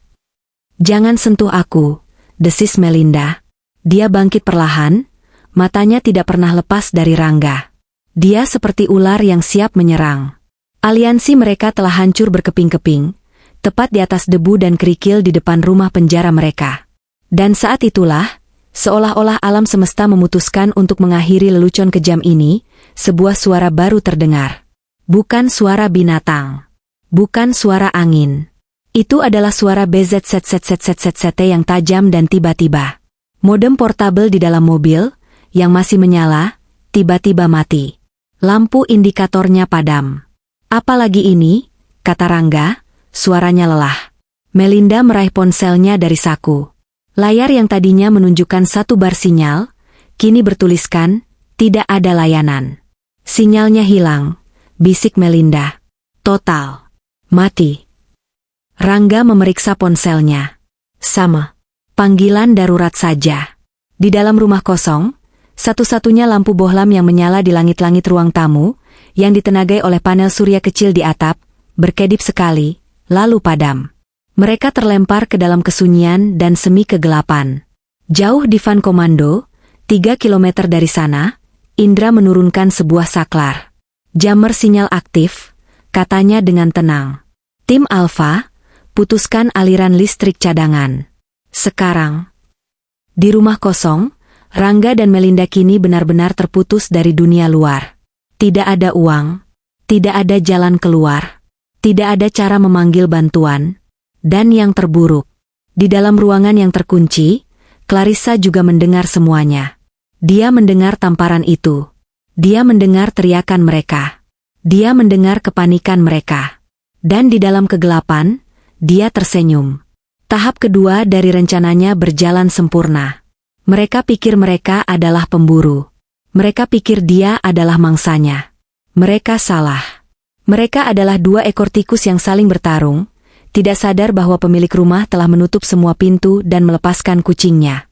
Penjara yang mereka bangun untuknya, kini resmi menjadi penjara mereka. Kegelapan yang ditimbulkan oleh pemadaman listrik terasa berbeda. Ini bukan kegelapan malam yang tenang. Ini adalah kegelapan yang pekat, berat, dan menekan. Keheningan yang mengikutinya juga memekakan telinga. Tidak ada lagi dengung samar dari panel surya, tidak ada lagi getaran ponsel. Hanya ada suara napas mereka yang terengah-engah dan detak jantung mereka sendiri yang berdebar kencang di dada. Bagi Rangga dan Melinda, pemadaman itu adalah sinyal akhir. Mereka di sini, bisik Melinda. Suaranya bergetar hebat. Dia tidak lagi berteriak. Ketakutan telah melampaui amarahnya. Mereka mematikan semuanya. Mereka menjebak kita di sini. Dia benar. Penjara yang mereka ciptakan untuk Clarissa kini menjadi penjara mereka berdua. Rangga berdiri membatu. Pikirannya berputar-putar dalam lingkaran setan. Kalah, kalah, kalah. Dia menang. Clarissa menang. Dia mengambil uangnya. Dia merekamku. Aku akan dipenjara. Seumur hidup. Karena dia. Karena jalang itu. Logikanya telah hancur. Rasa takutnya bermutasi. Itu bukan lagi takut pada penjara atau kehilangan uang. Itu adalah rasa benci yang murni dan irasional terhadap wanita yang telah mengalahkannya dengan telak. Dia tidak bisa menerima kenyataan bahwa dia, Rangga, telah dipermainkan oleh seorang wanita yang dianggapnya lemah. Jika dia akan hancur, dia tidak akan hancur sendirian. Dia akan membawa Clarissa bersamanya. Dia tidak akan menang. Geram Rangga. Suaranya rendah dan serak, hampir tidak terdengar seperti suaranya sendiri. Aku tidak akan membiarkannya menang. Apa yang kau bicarakan? Bodoh? Melinda mundur selangkah, menjauh dari Rangga. Pria di depannya tampak gila. Matanya liar di dalam kegelapan. Kita harus menyerah. Mungkin kita bisa membuat kesepakatan. Menyalahkan semuanya padamu, atau... Diam, raung Rangga. Dia tidak peduli lagi pada Melinda. Melinda adalah bagian dari kegagalannya. Dia berbalik dan berjalan dengan langkah berat menuju pintu kayu tempat Clarissa dikurung. Rangga, jangan, pekik Melinda. Apa yang akan kau lakukan? Aku akan mengakhiri ini. Dengan caraku, katanya. Di dalam ruangan, Clarissa mendengar langkah kaki yang berat itu. Dia mendengarnya berhenti tepat di depan pintunya. Dia berdiri. Dia bersiap. Inilah saatnya. Dia tahu suaminya. Egonya adalah kelemahan terbesarnya. Dia tahu Rangga tidak akan bisa menerima kekalahan. Dia akan mencoba membunuhku sekarang, pikir Clarissa. Dia tidak merasa takut. Dia merasakan jantungnya berdebar, ya, tapi itu adalah debaran antisipasi, bukan teror. Dia telah mempersiapkan ini. Dia mundur ke sudut terjauh ruangan, menjauh dari jangkauan apapun yang mungkin bisa menembus pintu. Clarissa, Rangga membenturkan tinjunya ke pintu. Keluar kau. Hadapi aku. Kau pikir kau pintar. Hah? Kau pikir kau bisa menjebakku? Hening. Kau menertawakanku, kan?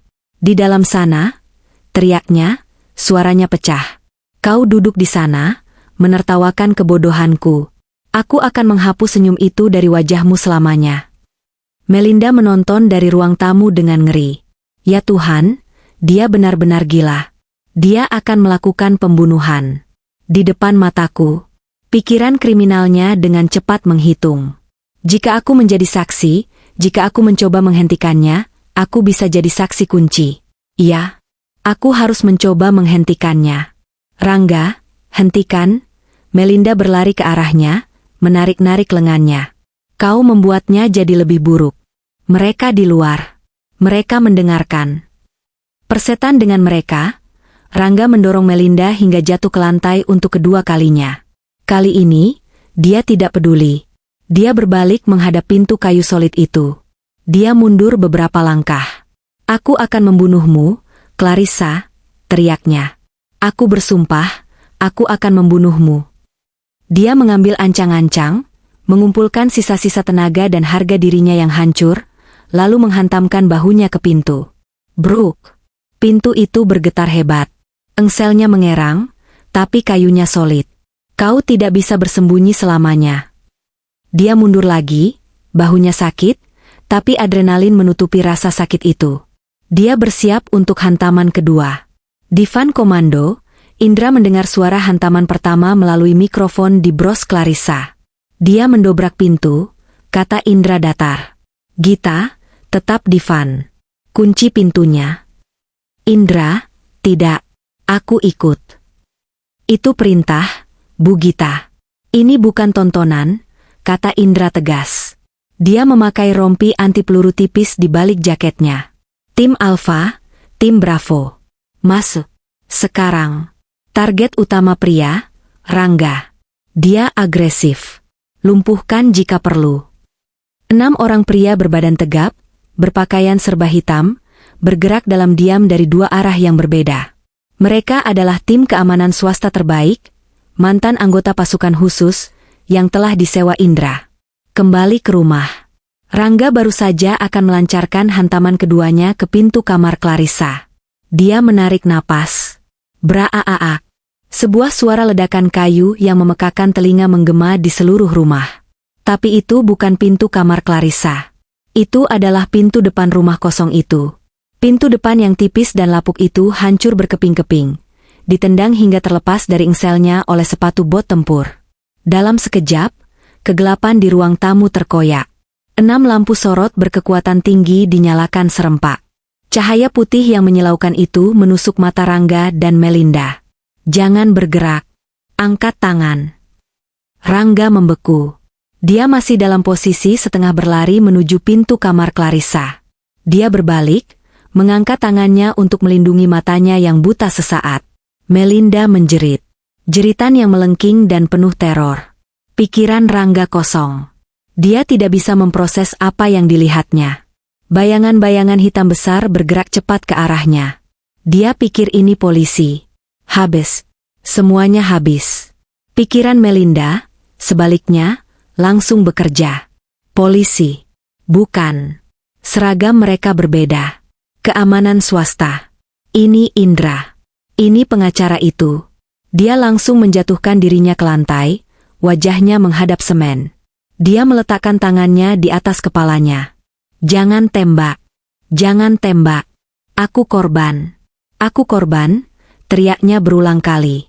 2 orang petugas langsung menyergap Rangga. Dia terlalu kaget untuk melawan. Dalam 3 detik, wajahnya sudah mencium lantai semen yang kotor, lengannya ditarik ke belakang dengan kasar, dan sebuah borgol plastik yang kencang mengikat pergelangan tangannya. Apa-apa ini, lepaskan aku. Ini rumahku. Rangga mencoba melawan, tapi sebuah lutut menekan punggungnya, mengeluarkan semua udara dari paru-parunya. Diam, perintah suara yang dingin. 2 petugas lainnya mengamankan Melinda, yang tidak melawan sama sekali. Dia hanya menangis histeris. Pemburu kini telah menjadi buruan. Cahaya lampu sorot kini terfokus pada 2 sosok yang terhina di lantai. Lalu, sesosok bayangan yang tenang melangkah masuk dari pintu depan yang hancur. Dia tidak berlari. Dia berjalan dengan wibawa. Indra.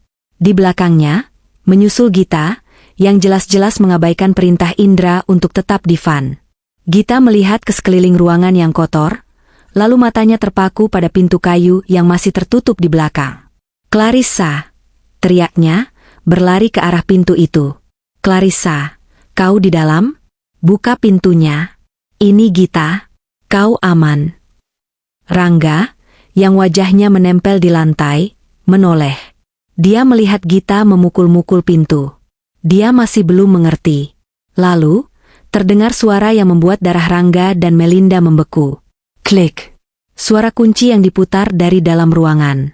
Pintu kayu itu berderit pelan saat terbuka. Dan di sana, berdiri Clarissa. Dia tidak menangis. Dia tidak terluka. Blazernya sedikit kotor oleh debu, rambutnya agak berantakan. Tapi dia berdiri tegak. Matanya tenang, dingin, dan memegang kendali penuh. Dia telah memegang kunci duplikat ruangan itu selama ini. Ruangan itu bukan penjara. Itu adalah ruang amannya. Clarissa melangkah keluar dari kegelapan, masuk ke dalam cahaya lampu sorot. Dia menatap dua orang yang kini terikat di lantai ruang tamunya. Clarissa, Gita memeluk sahabatnya erat, terisak lega. Kau baik-baik saja? Ya Tuhan, aku pikir. Aku baik-baik saja, Git, kata Clarissa pelan, menepuk punggung sahabatnya. Matanya tidak pernah lepas dari Rangga. Rangga menatapnya. Napasnya tercekat. Ini tidak mungkin. Wanita di depannya ini bukan Clarissa yang dia kenal. Ini bukan istri naifnya. Ini adalah orang asing. Seorang algojo. Dia melihat ke kunci yang ada di tangan Clarissa. Dia melihat ke Indra. Dia melihat ke tim keamanan. Dia akhirnya mengerti. Dari awal. Dari transfer 10 miliar itu. Dari makan malam di rumahnya. Dari perjalanan ke Jonggol. Itu semua adalah jebakan. Dan dia, dengan kesombongannya, telah berjalan lurus ke dalamnya sambil tertawa. Ko. Bisik Rangga dari lantai. Kau, jalang. Indra maju selangkah. Jangan bicara pada Bu Clarissa.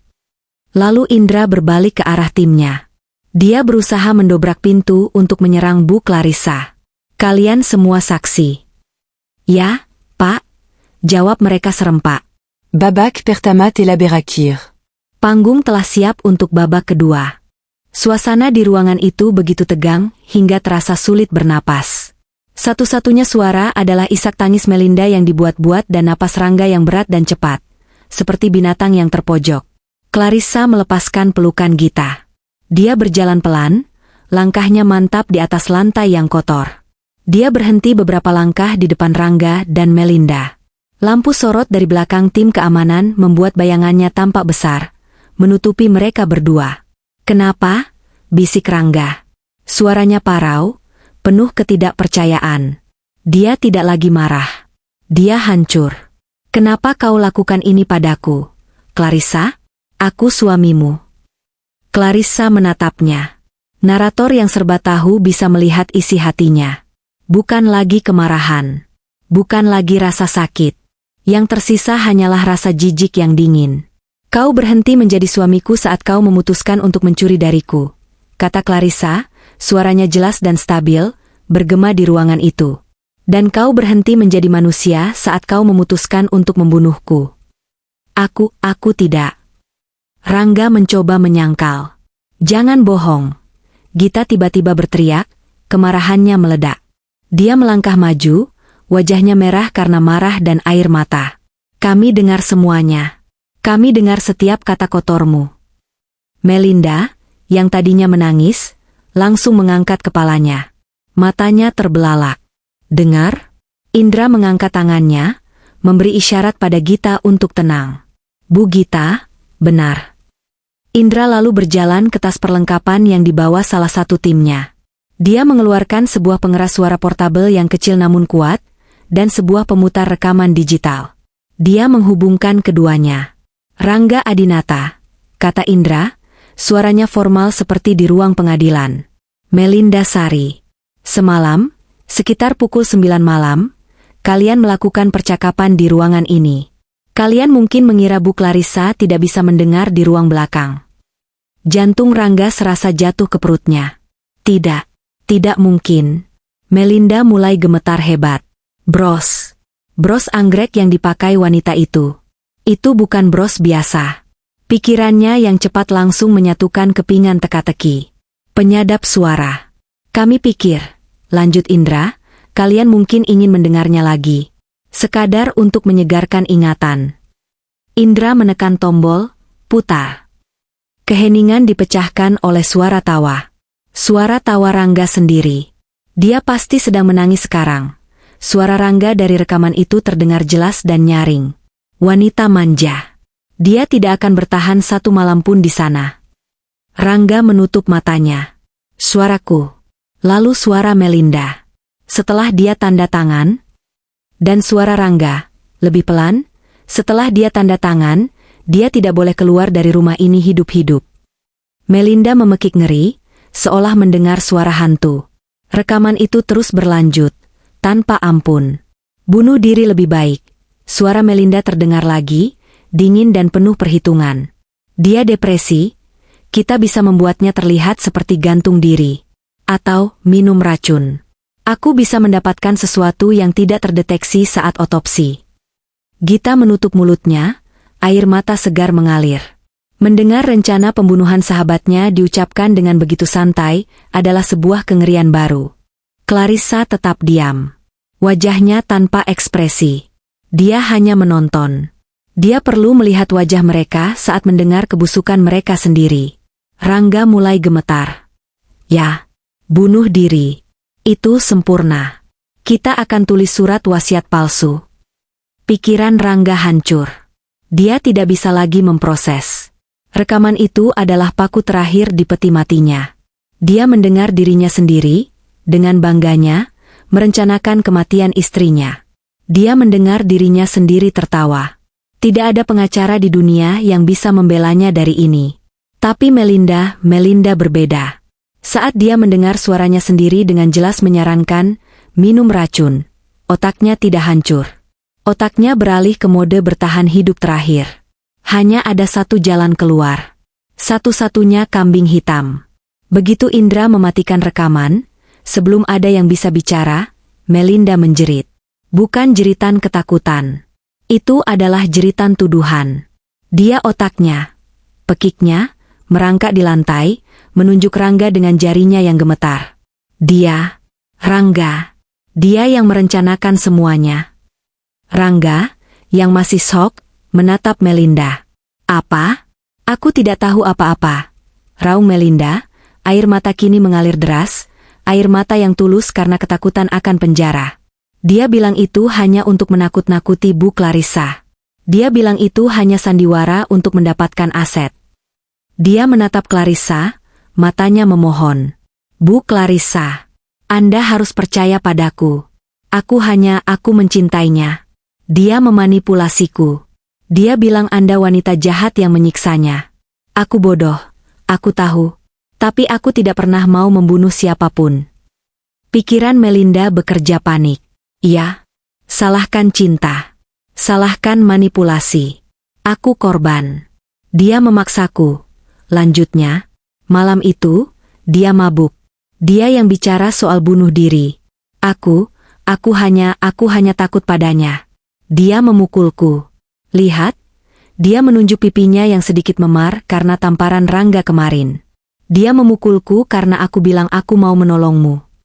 Ini adalah kebohongan yang luar biasa, sebuah mahakarya pengkhianatan yang diciptakan dalam hitungan detik.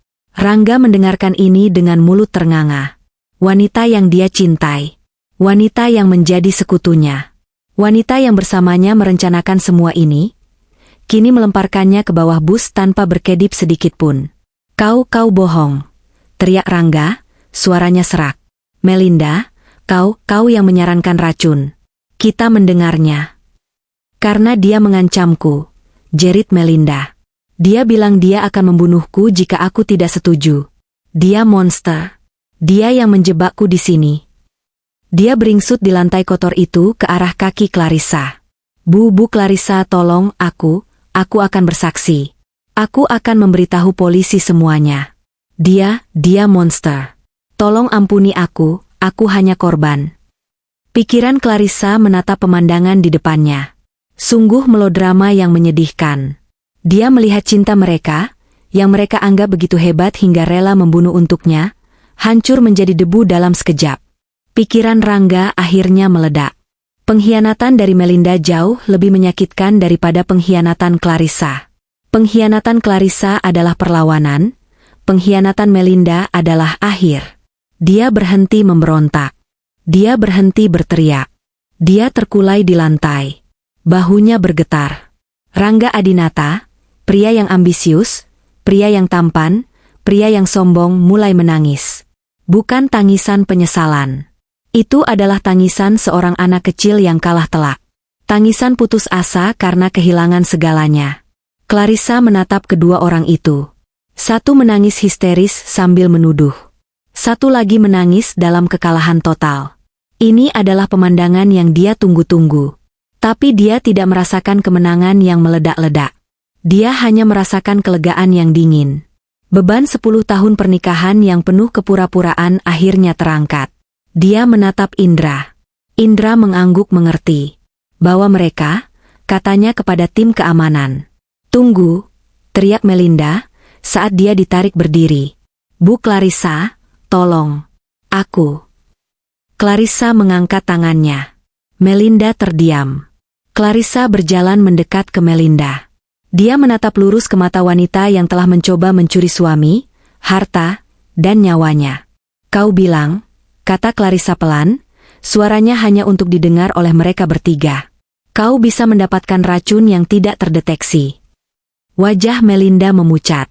"Aku ingin kau mengingat kata-katamu itu," lanjut Clarissa. "Setiap hari. Selama sisa hidupmu di penjara." Dia kemudian beralih ke Rangga, yang kini hanya gumpalan manusia yang menyedihkan. "Dan kau, Rangga," katanya. "Kau benar. Aku memang menertawakanmu. Aku sudah menertawakanmu sejak kau pikir kau lebih pintar dariku." Dia tidak perlu berkata apa-apa lagi. "Bawa mereka," kata Indra lagi. Tim keamanan menyeret Rangga dan Melinda keluar dari rumah kosong itu, menuju van yang terpisah. Melinda masih berteriak-teriak histeris, memohon ampun, menyalahkan Rangga. Rangga diam 1000 bahasa, air matanya mengalir di wajahnya yang kotor. Clarissa berdiri di pintu depan yang hancur, membiarkan udara pagi yang segar menerpa wajahnya. Gita berdiri diam di sampingnya. Rekaman pengakuan dosa itu telah selesai diputar. Dan itu jauh lebih mematikan daripada racun apapun yang bisa ditemukan Melinda. Pasukan keamanan itu bertindak cepat dan efisien. Mereka tidak kasar, tapi juga tidak lembut. Mereka profesional. Rangga dan Melinda ditarik berdiri. Borgol plastik di pergelangan tangan mereka terasa kencang dan menyakitkan, sebuah penghinaan fisik yang nyata. Melinda masih terisak-isak. Kata-katanya campur aduk antara, "Aku korban," dan "dia memaksa saya." Tapi kata-kata Clarissa tentang racun telah menancap di benaknya seperti serpihan es. Dia tahu pembelaan, korban, itu tidak akan berhasil. Clarissa tahu persis siapa dia.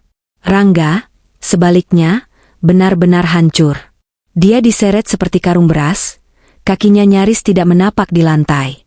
Tamparan kenyataan itu terlalu keras. Dia bukan hanya akan dipenjara. Dia bukan hanya kehilangan uangnya. Dia telah kehilangan statusnya. Dia telah kehilangan harga dirinya. Dia telah dikalahkan, secara telak dan memalukan, oleh wanita yang dia remehkan. Tim keamanan mulai menggiring mereka menuju pintu depan yang hancur. Menuju van.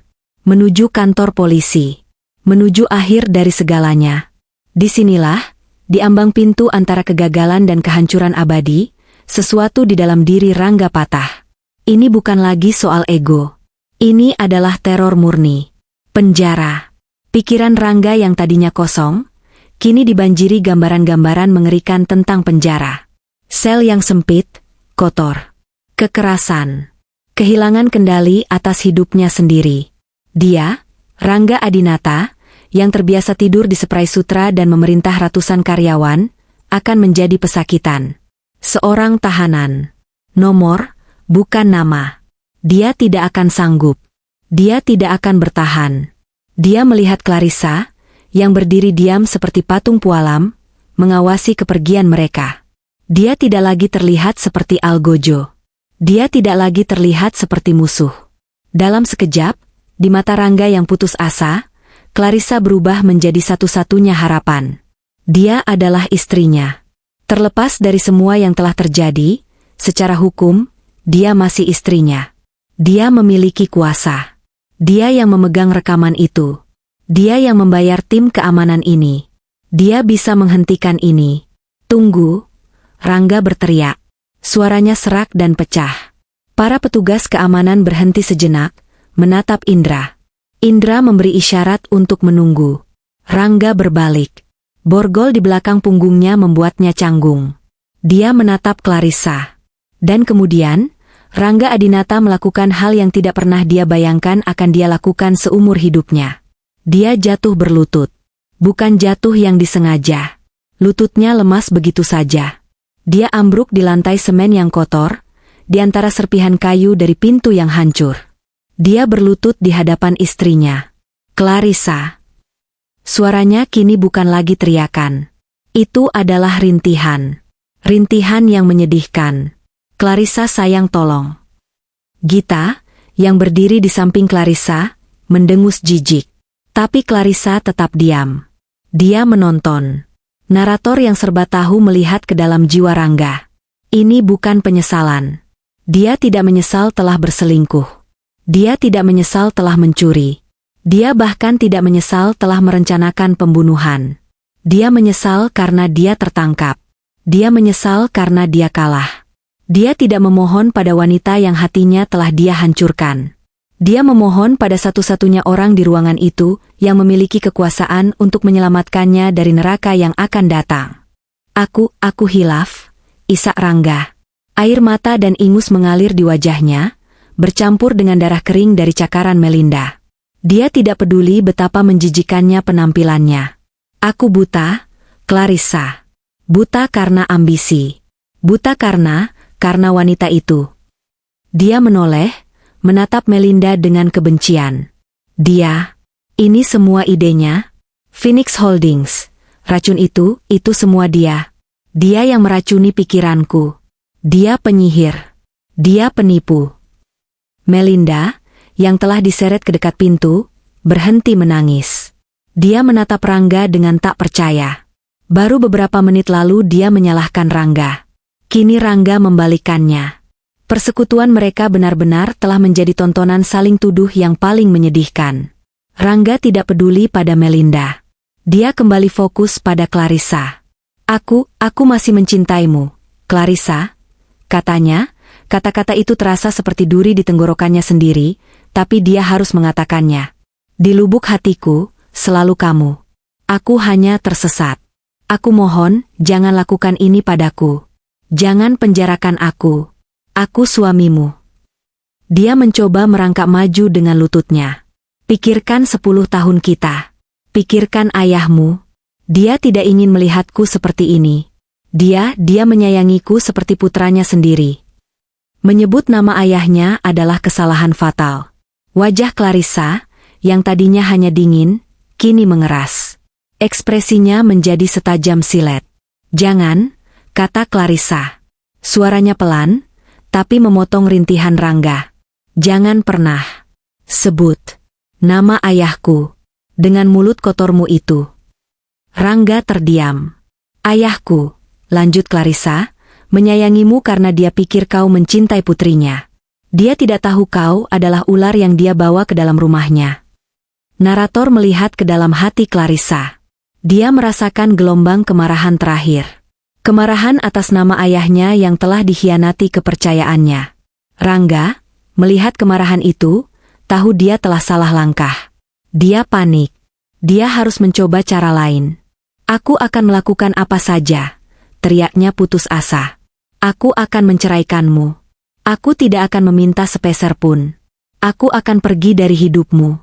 Aku akan bersujud di kakimu setiap hari. Tapi tolong jangan penjara, aku tidak bisa, aku tidak akan bertahan di sana. Clarissa, mereka akan membunuhku di dalam, tolong, ampun, mohon ampun. Dia membungkukkan badannya, dahinya nyaris menyentuh lantai yang kotor, dalam posisi bersujud yang paling hina. Pria tampan dan sombong itu kini tidak lebih dari gumpalan gemetar yang memohon belas kasihan. Melinda melihat pemandangan itu. Dia melihat Rangga yang berlutut. Dia melihat wajah Clarissa yang tidak bergeming. Dia tahu, tidak ada harapan. Taktik, korban, gagal. Taktik, saling menyalahkan, gagal. Taktik, memohon cinta, juga gagal. Clarissa tidak punya hati. Atau lebih tepatnya, Clarissa tidak punya hati untuk mereka. Tapi Melinda tidak akan menyerah begitu saja. Jika Rangga bisa berlutut, dia juga bisa. Dia tidak punya harga diri lagi. Harga dirinya hilang bersama dengan miliaran rupiah yang gagal dia curi. Dia juga menjatuhkan dirinya. Dia tidak bisa berlutut dengan tangan terikat di belakang, jadi dia hanya ambruk ke lantai, wajahnya basah oleh air mata asli. Bu Clarissa, aku juga mohon ampun. Isaknya. Aku salah. Aku tahu aku salah. Aku iri padamu. Aku iri pada semua yang kau miliki.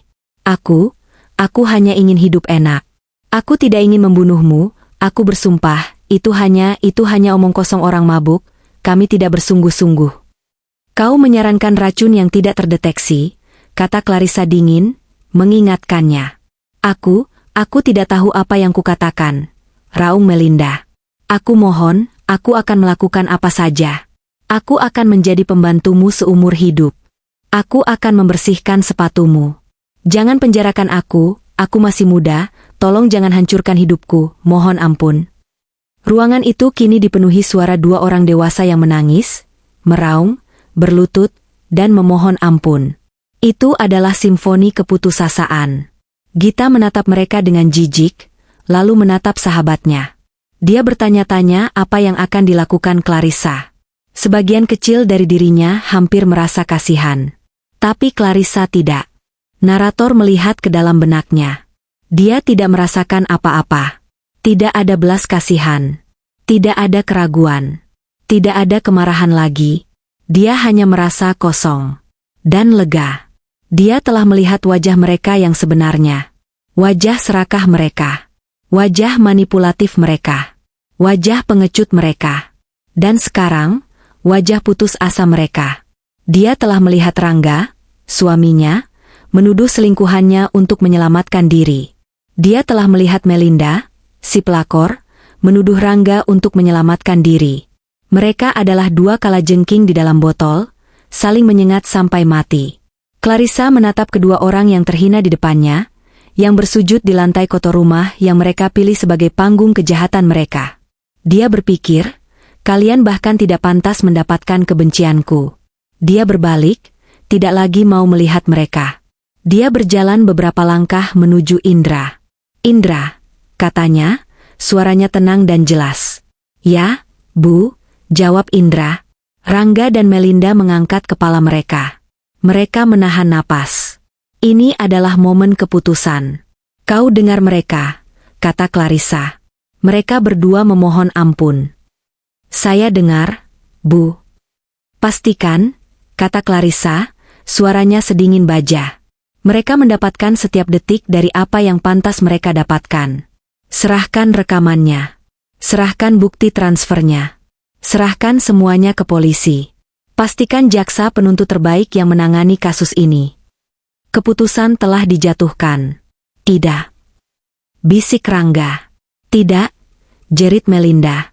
Dan Indra, tambah Clarissa, segera urus surat cerai saya. Gugat dia atas penipuan, penggelapan, dan percobaan pembunuhan. Saya mau dia keluar dari hidup saya, dari perusahaan saya, dan dari ingatan saya. Buat dia semiskin mungkin sebelum dia masuk penjara. Baik, Bu Clarissa. Akan saya laksanakan dengan senang hati. Tim keamanan tidak perlu menunggu perintah lebih lanjut. Mereka menarik Rangga dan Melinda berdiri. Kali ini, mereka benar-benar menyeretnya. Rangga tidak lagi memohon. Dia hanya menatap Clarissa dengan mata kosong, mata orang mati. Melinda, di sisi lain, mengutuk. Kau akan menyesal, teriaknya. Kau pikir kau menang? Kau akan sendirian selamanya. Kau wanita berhati es. Kau iblis. Kau akan membusuk dalam kekayaanmu. Clarissa tidak menoleh. Dia hanya berjalan melewatinya, keluar dari pintu yang hancur, menuju udara pagi yang segar. Gita mengikutinya. Saat mereka melangkah keluar, Clarissa berhenti dan menarik napas dalam-dalam. Dia mencium bau tanah basah dan rumput liar. Itu adalah bau terindah yang pernah dia cium. Itu adalah bau kebebasan. Di belakangnya, Dia mendengar suara pintu fan yang dibanting menutup. Lalu suara mesin dinyalakan. Dia tidak pernah menoleh ke belakang. 1 tahun kemudian, pemandangannya tidak mungkin lebih berbeda. Tidak ada lagi rumah kosong yang berdebu. Tidak ada lagi bau jamur. Clarissa duduk di sebuah kafe kecil yang ramai di Trastevere, Roma. Matahari sore musim gugur yang hangat menerpa wajahnya. Di depannya ada secangkir cappuccino dan sepiring cannoli. Dia mengenakan gaun linen sederhana berwarna putih gading dan kacamata hitam besar. Rambutnya, yang dulu selalu disanggul rapi sebagai seorang direktur utama, kini tergerai bebas di bahunya. Dia tidak melarikan diri ke Roma. Dia memilih Roma. Setelah skandal itu meledak, dunia korporat Jakarta terguncang. Tapi Indra, atas perintah Clarissa, menanganinya dengan brilian. Mereka merilis pernyataan yang jujur namun terkendali. Mereka memposisikan Clarissa bukan sebagai korban, tapi sebagai pemimpin kuat yang telah membersihkan perusahaannya dari elemen kriminal internal. Citra perusahaan sempat goyah, tapi kepercayaan investor pulih dengan cepat melihat ketegasan Clarissa. Dia mempromosikan wakilnya yang setia untuk menjadi direktur operasional baru, menggantikan Rangga. Dia masih menjadi direktur utama, tapi dia menjalankannya dari jauh. Dia mengadakan rapat dewan melalui panggilan video dari apartemennya yang indah yang menghadap ke Piazza Navona. Dia telah membangun sistem yang begitu kuat, sehingga perusahaan bisa berjalan tanpanya harus hadir secara fisik. Dia akhirnya hidup. Dia belajar bahasa Italia. Dia mengambil kelas memasak. Dia berjalan kaki menyusuri jalan-jalan berbatu kuno tanpa tujuan. Dia menemukan kembali dirinya, bukan sebagai istri Rangga, bukan sebagai putri ayahnya, tapi hanya sebagai Clarissa. Ponselnya di atas meja bergetar pelan. Sebuah pesan masuk. Dari Gita. Gita, selamat pagi dari Jakarta yang macet. Aku punya sesuatu yang akan mencerahkan harimu. Kopi pagimu akan terasa lebih nikmat. Di bawah pesan itu, ada sebuah tautan ke portal berita nasional terbesar di Indonesia. Clarissa tersenyum. Dia tahu hari ini adalah hari pembacaan vonis. Dia menyentuh tautan itu. Judul beritanya terpampang jelas. Akhir drama Sentosa Abadi, Rangga Adinata divonis 20 tahun penjara. Melinda Sari 15 tahun. Clarissa menyesap kopinya. Rasanya memang lebih nikmat. Dia membaca artikel itu perlahan. Narator yang serba tahu melihat gambaran lengkap di balik kata-kata di layar itu. Persidangan itu adalah tontonan paling sensasional tahun itu. Rekaman dari rumah kosong itu diputar di pengadilan yang senyap. Seluruh ruang sidang mendengar rencana keji tentang gantung diri dan racun. Rangga, yang awalnya mencoba menyangkal, hancur berkeping-keping di bawah pemeriksaan silang. Tim pengacaranya, yang dibayar oleh sisa-sisa uangnya, mencoba berargumen bahwa dia diprovokasi dan dimanipulasi oleh Melinda. Melinda, di sisi lain, mencoba memainkan kartu korban cinta. Tapi jaksa penuntut, yang dibayar mahal oleh tim hukum Clarissa, menghancurkan pembelaan itu. Mereka membeberkan riwayat penggelapan Melinda di bank sebelumnya. Mereka membuktikan bahwa Phoenix Holdings adalah ciptaannya. Mereka menunjukkan bahwa dialah otaknya, sedangkan Rangga adalah dompet dan ototnya. Pada akhirnya, kedua pembelaan itu runtuh. Mereka saling menyalahkan sampai akhir, yang justru semakin meyakinkan hakim akan persekutuan jahat mereka. Rangga Adinata divonis 20 tahun penjara atas dakwaan berlapis, penipuan, penggelapan dalam jabatan, dan konspirasi untuk melakukan pembunuhan berencana. Melinda Sari divonis 15 tahun penjara. Lebih ringan 5 tahun karena dia, di saat-saat terakhir yang panik, setuju untuk bersaksi melawan Rangga dengan imbalan hukuman lebih ringan. Sebuah pengkhianatan terakhir yang ironisnya tidak banyak membantunya. Artikel itu juga menyebutkan soal aset. 10 miliar rupiah yang dicuri Rangga dan Melinda ke Phoenix Holdings, berhasil dibekukan oleh Indra sebelum sempat dipindahkan lebih jauh. Setelah proses hukum yang panjang, pengadilan memerintahkan uang itu dikembalikan penuh kepada Clarissa. Artikel itu ditutup dengan foto kedua terdakwa setelah vonis dibacakan. Clarissa memperbesar gambar itu.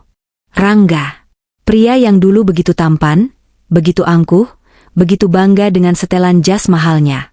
Foto itu menunjukkan seorang pria yang hancur. Dia memakai seragam tahanan oranye yang kusam. Dia tampak 10 tahun lebih tua. Rambutnya menipis, matanya kosong dan cekung, bahunya terkulai. Arogansi itu telah hilang, digantikan oleh keputusasaan yang permanen. Lalu Melinda, wanita muda yang cantik, yang merasa superior karena masa mudanya. Foto itu menunjukkan dia sedang meraung. Wajahnya basah oleh air mata dan ingus, tidak ada lagi riasan licik. Dia tampak biasa saja. Kuyu, putus asa, dan menyedihkan. Clarissa menatap kedua foto itu lama sekali. Dia teringat dengan jelas pemandangan mereka di rumah kosong itu. Berlutut di lantai yang kotor. Memohon.